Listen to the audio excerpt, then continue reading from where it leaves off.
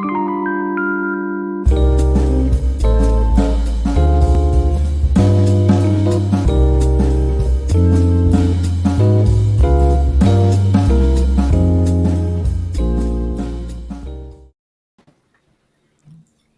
hi. How are you? Oh, hi there.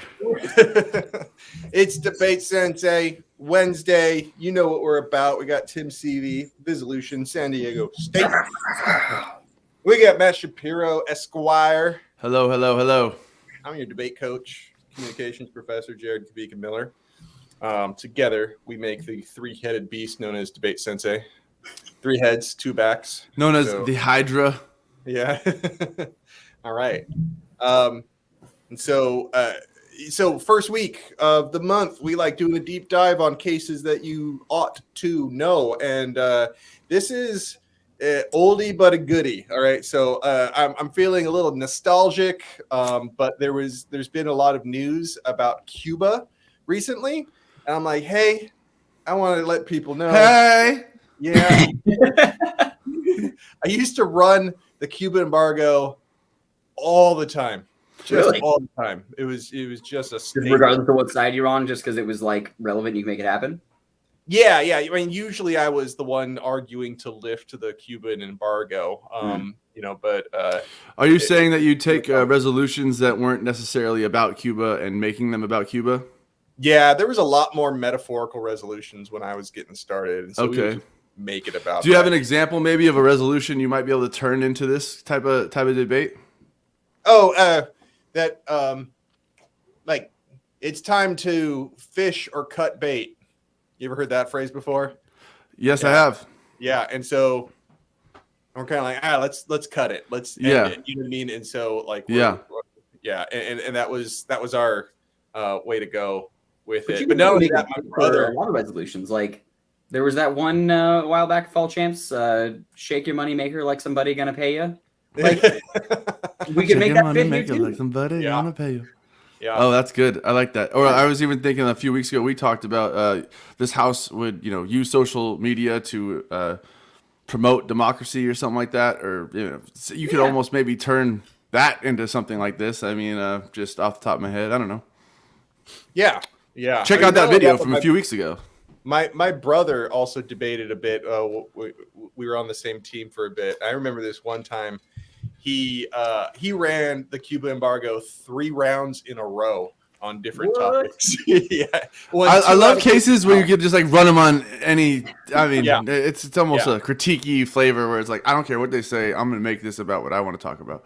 Mm-hmm. So long story short, ran it a bunch. I saw Cuba was in the news recently, so I'm like, hey, let's talk about it.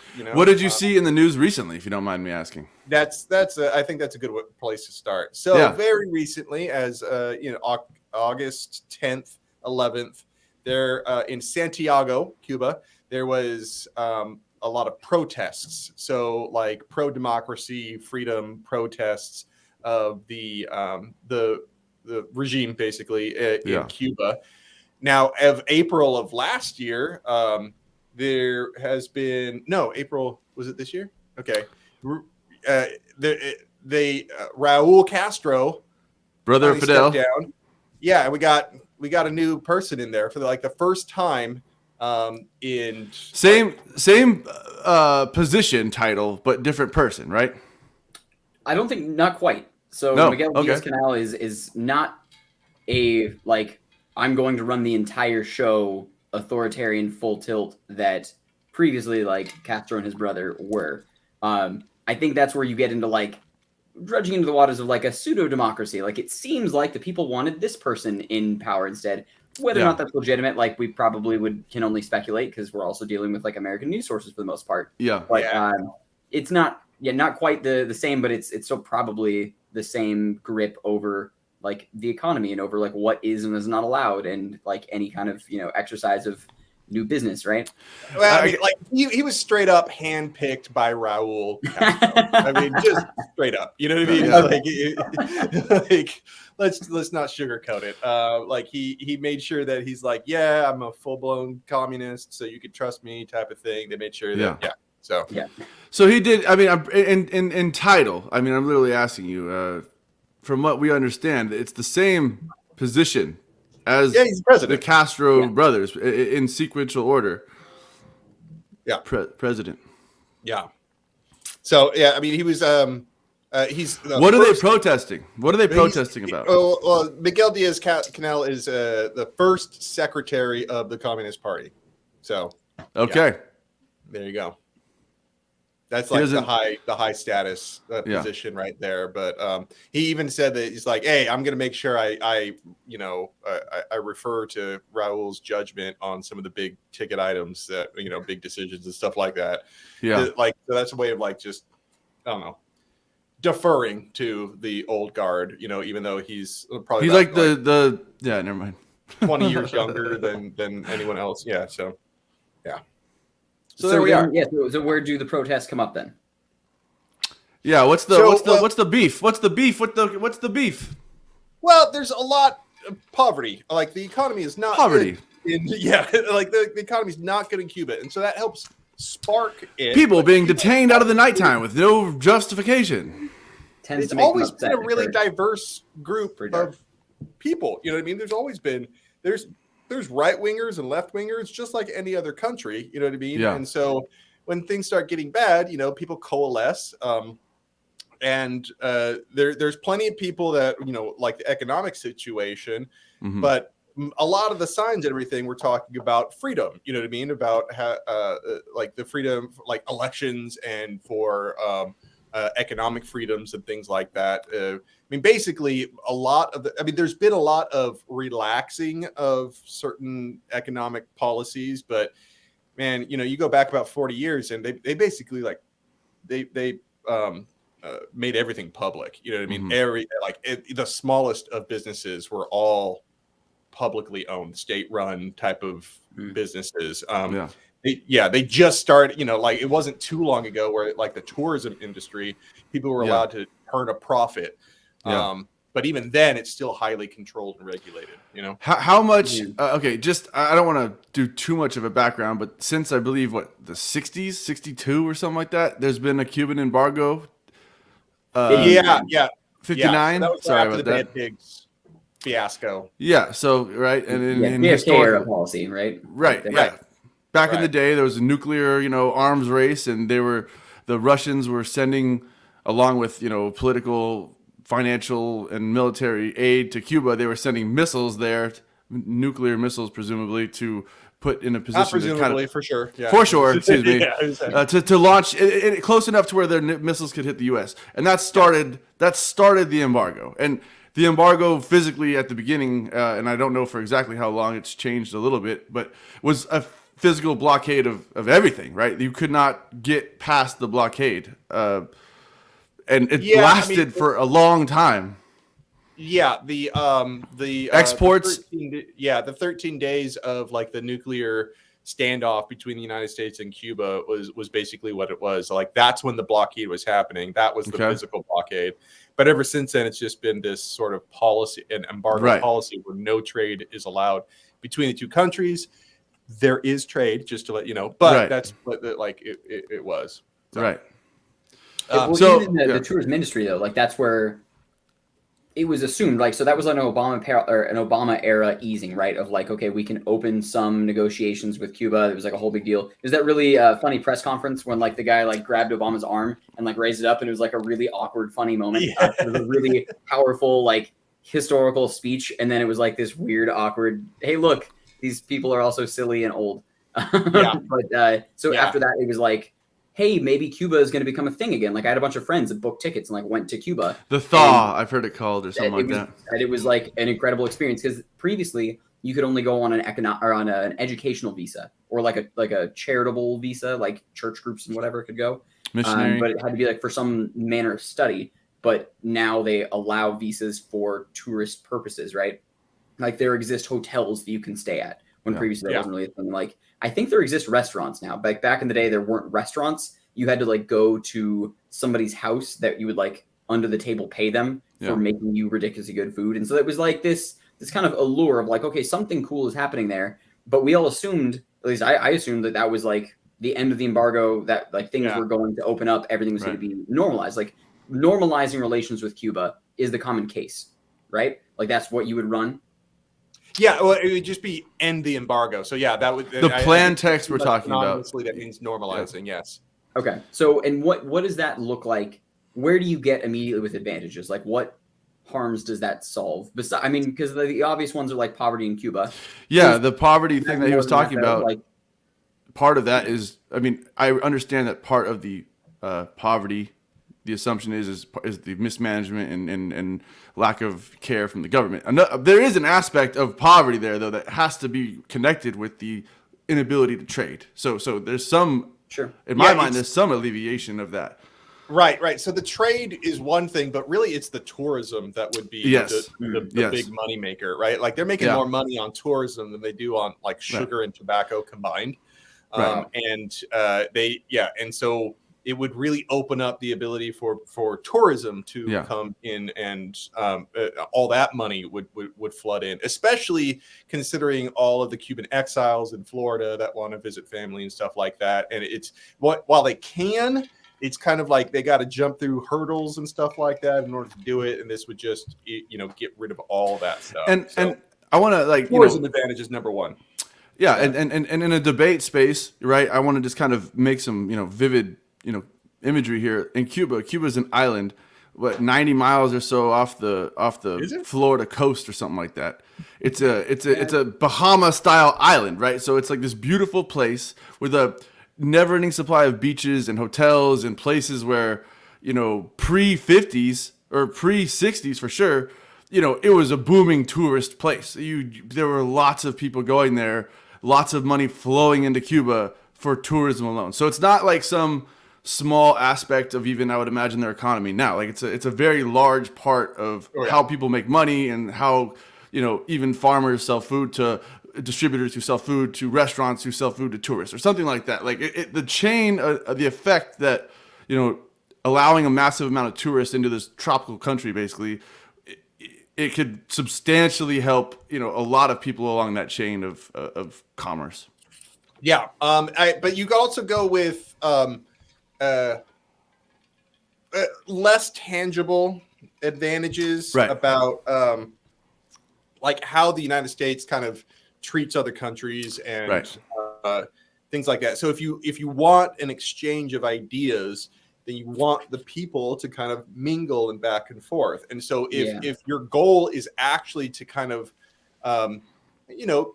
erode the communist stronghold of Cuba, then maybe having a bunch of capitalists going there on vacation would be a good reason to do that, or a good way to do that. You know what I mean? Like keeping them separated actually. So the embargo is actually used by Cuba as a propaganda tool, something that helps, it's like all of our problems are because of the United States. And so now, if the embargo is gone, there's less reason for the citizens to like put up with the crap of the Cuban government because they don't have a scapegoat as much anymore. And so that was also it's easier for a dictator, authoritarian, whatever you want to call them, to defer the situation that the people are living in if it's bad when they have this policy from some hegemonic power just across on the pond there to blame that as the reason for the poverty. You could just divert the attention of what your mismanagement is causing or something like that. Yeah, the trouble with this case, though, is not necessarily on the affirmative. It's the negative gets a little bit difficult to generate some offense. Tim, have you ever faced this case on the negative? I've seen, so not with Cuba, but so I've seen it, like the topic come up with Iran or come up with like various countries that in which there are like significant sanctions, right?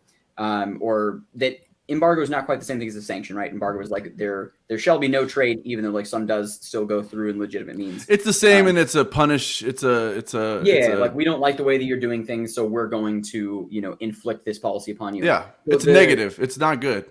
So the grounds sometimes come to. So first off, a consultation counterplan I think is like a pretty killer one, where you're able to turn it around and say like we are going to consult some organization within Cuba to decide what they want. Because part of it becomes this really like paternalistic, like we, the United States, of course, know that Cuba wants all of our, Ford and blue jeans and Coca-Cola. So of course they want to change their dumb style of life. It becomes this very like colonist type of language when discussing why we need to remove the embargo. And so someone on the other side can be like, did you ever consider that the Cubans don't want all of the garbage that America has to deal with too? And maybe they don't want the income inequality. Maybe they don't want the all of the various issues you want to point out that the United States tends to do when we like pick a country that we're going to, go make a bunch of tours in there. Like Jamaica doesn't have a single public beach.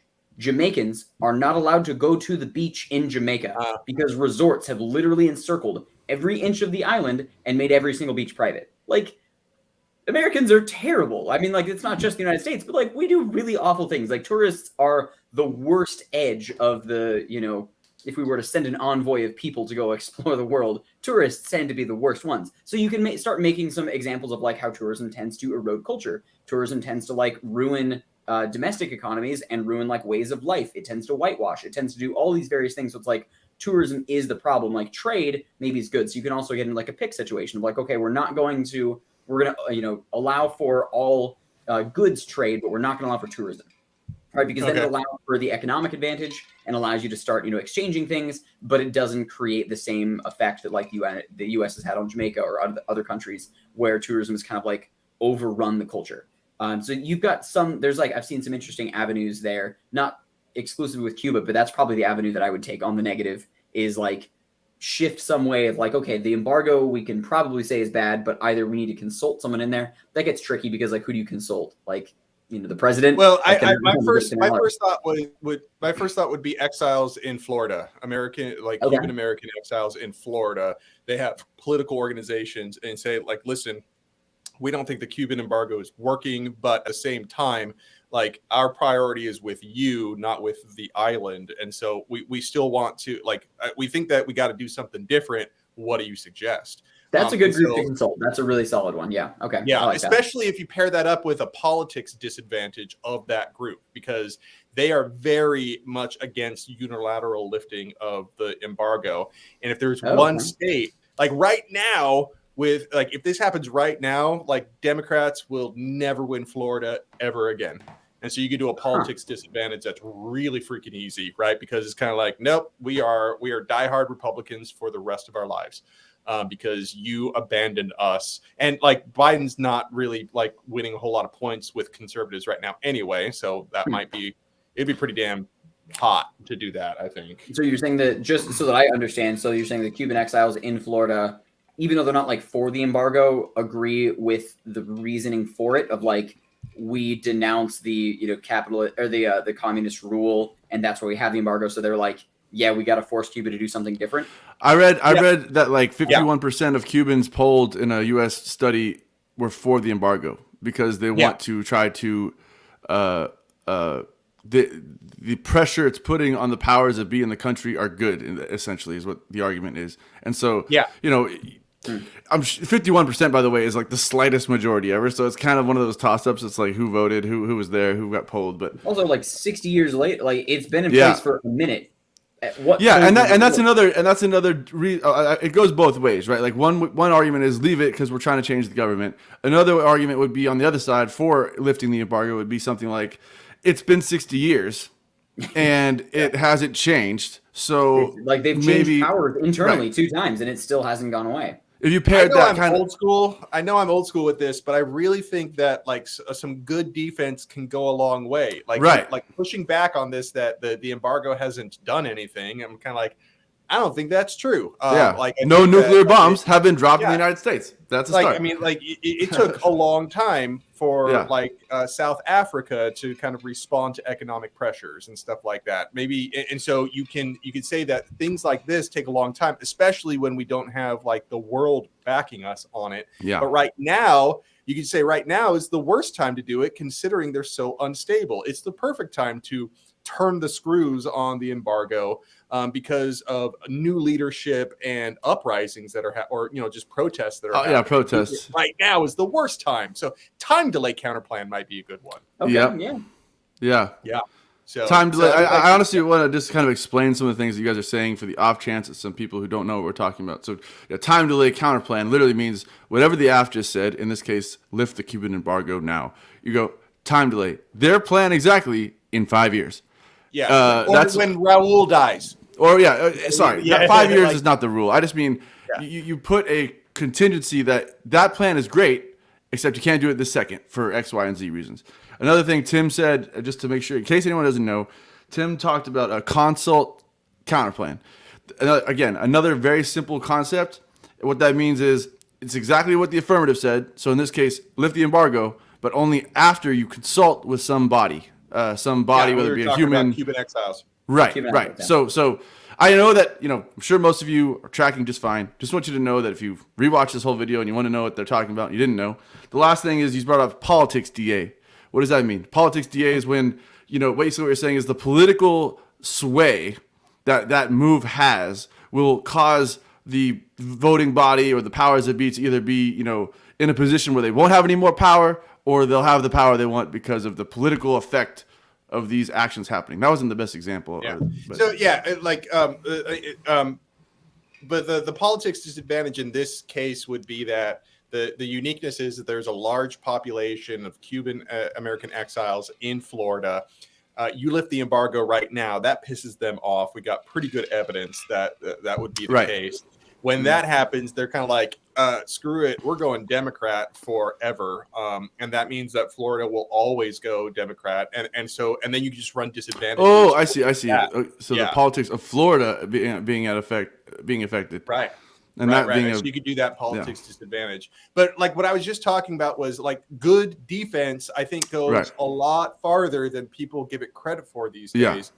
And so saying that like, you could say that like the no solvency argument, I think is pretty damn good. Right. You know what I mean? It's kind of like the entire world can travel to Cuba.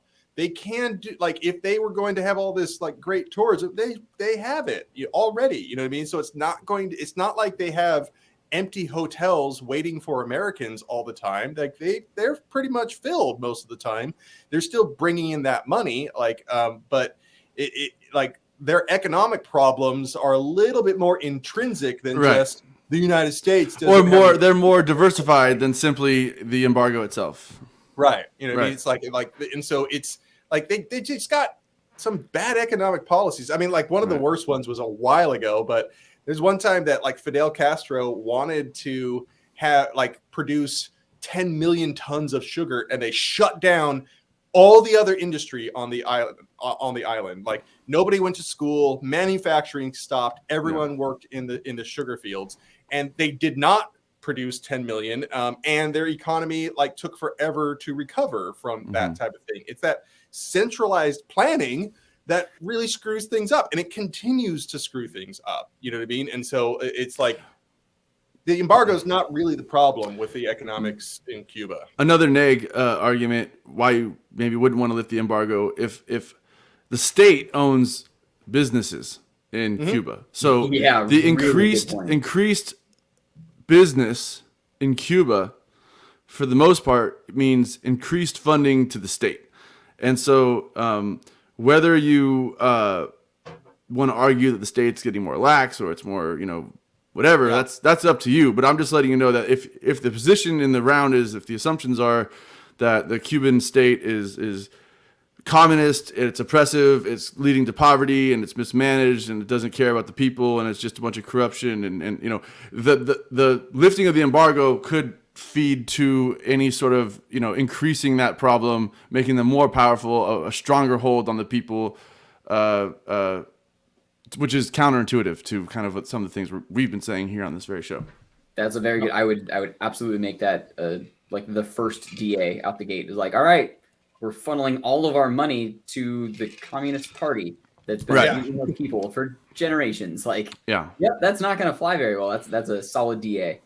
Yeah, I absolutely. I think that's even like if you go to procon.org, I think they got a pretty darn good entry on the Cuban embargo, and that's exactly one of the arguments that are made. You know what I mean? Yeah. And so, but we're like kind of spitballing as much negative stuff that we could do because this is a really popular affirmative case. I mean, like, don't get us wrong. It's kind of like there's like plenty of good arguments on the affirmative. You know what I mean? It's like it's on a very human level. It's like, why is there this? Why can't we go there? What did they do? AFK-era policy still in place. Yeah. What did they do wrong lately? There are 3 places. There's 3 places you can't go: Iran, Jared's house, Korea, no, I'm just kidding, and Cuba. Yeah. Like, why are they on that's that? Like the same level, really? Yeah, like you know what I mean. There's It's like straight, complete block from the State Department. What's that? Those are the 3 places that are just completely. North Korea, you can't go there because they won't let you go there. Yeah, I mean, I get North Korea. Like, bad things have happened to Americans that go there. But even Iran, I could to see to some degree. But like Cuba is, man, it's old. I mean, it's such it's a stigma. It's like for us, it seems like ancient history. There's plenty of people that it's not, and so I don't want to diminish their experience, but it's like at some point, no matter what your sort of like history with it is kind of like the argument that this is not working has a whole lot of pull. You know what I mean? Yeah. Like so, like I do still recommend pushing back against that. Exactly. I mean, this is a debate, right? Yeah. So what would you really like? The embargo's just not working. So if not just like bowling right down the middle, right, with like just remove the embargo, what would be your kind of crafty avenue so as to avoid on the AF? On the AF, like so as to avoid some of the really straightforward hits we've got with disadvantages, or like the more wily counterplanes we've got. I like the one you brought up earlier, Tim. You had a good one. Well, the tourism one only. Like I would actually, I might even do the opposite of what you said, Tim. Was like actually allowing tourism and not the other one. Yeah, it's like because hear me out on this one because only cigars. Yeah, one of the things that are that would be funny. It's kind of like, hey, let's start trading cigars. Let's I want to smoke some damn cigars. Yeah. That would be great. Man, that's it. That's the only enforcement. Yeah. Anyway, the big ones. Lift the embargo on Cuban cigars. There you go. It's like the Seinfeld episode. Have you ever seen the Cuban Seinfeld episode where he's like, Kramer's like, yo, Jerry, you mind going down to the gas station? There's a guy out there waiting for me. He's got some Cubans for me. Can you pick him up? And he goes outside and he sits in there. He's sitting at the gas station, and then like these 3 guys get in the car and they're like, hey, what are you doing? Do you have the cigars? He's like, no, we're the Cubans. And then like he takes him to Kramer's house, and Kramer hangs out with them for a while. It's great. Oh man. I might do because what I would do, like especially on the negative, if somebody lifts the entire embargo, I think you could get some traction on a maintaining some parts of the embargo, like dual use items. Now, dual use items are those things that are sold in the public sphere, but also have like a military use to them. So this is like computer trajectory systems, a drone. That can be used for like missile guidance or something like that, but they're also used for other things. And so we're like, a laptop. We've had too much of a history with them. There's been too much military animosity between the two of us. We are not ready to start allowing things that can be used for like military purposes into Cuba. So interesting avenue, yeah. I mean, but that's like counterplan ground, right? You can even go the other way with the dual use stuff, because some of the stuff on the dual use like list item is ridiculous, like underwater gear. You know what I mean? Like scuba diving and life preservers and stuff like that are not allowed to be transported because they're considered dual use. It's an interesting itty bitty facet of the debate. I don't know. I think that's like a unique avenue that you can go though. So I think that would probably end up getting really ripe for topicality, right? So if you're running a case that's something like, we're going to allow tourism but not this other thing, the other side, like the negative side, can probably, assuming that the resolution is USFG should lift the embargo with Cuba, like if it's just very straightforward like that, and you lift just a piece of it, that is fair, points to say that you're skewing on the ground. But I think that's where you can start getting into the fact of it, like the embargo is not a complete block of all trade. There's certainly some exceptions that are being made right now. So I think if you just get comfortable with the policy and can point out like, no, the embargo is referring to this document. Like we have, other kinds of trade, like, exorbitant tariffs, or we have some kind of other obstacles to trade besides just an embargo, you can maybe skirt around a couple of those and create a little bit more crafty affirmative ground rather than just taking on the full brunt of whatever disadvantages in counterplaying ground we've talked about here. Yeah. So when you're doing that, I always like talking about how certain terms are like mass nouns. I'm not even sure if that's a real term, but you have to like pull, you know what I mean? But I don't know if anything's real at all, Jared. Yeah. But like if I say I'm gonna drink this beer, and like I take a couple sips, someone's like, "You didn't drink it." You're like, "Yeah, I did. I took a couple of sips," or something like that. And like the immediate reaction is like, "No, you said you were going to drink that thing, and you did not." Okay, and so like just because you swallow, I like beer. I've always liked beer. Yeah, I still like beer. My friends drink beer. Somehow that one. So like the terms of like the sometimes I have too many beers. Embargo. We are going to drink the entire embargo. We're not going to remove the entire embargo. Yeah. Yeah, I mean, it's like, you know, and I don't know, sometimes just kind of clown your opposition a little bit. It kind of going, what are you afraid of? Great debate tip for the day, by the way. Clown your opposition. Clown the other team. Like you don't have distinguished and elegantly clown the other team. Yeah. Don't disrespect them. Clown them. The embargo. Come on now. So come on now. Yeah. And so, anyways, I don't know. It's a old policy, really, really old policy. It's got some new legs, nuance, constantly changing. Policies change it that have been happening. I think it's a good case that people ought to know. Especially if you're on the affirmative, because it's a really easy plan text. I always love removing policies as a plan text because you don't have to implement anything. You know what I mean? It's kind of like, all right, we're going to stop. Like you have relevant enough to nothing. Yeah. There's no cost. There's no cost to doing this. In fact, there's probably less cost because you don't have to enforce this shit anymore. Right. It's like you said. It's like you said, Jared. It's relevant enough to where you're not being abusive in a lot of metaphorical rounds where it kind of sets you up to set something like this up. Yeah. All right, everybody. Hey, that's our time. Catch us next week. We'll be talking about topic selection is our second week topic selection. And so I'll see you later, everybody. We're Debate Sensei. See you next week. Take care.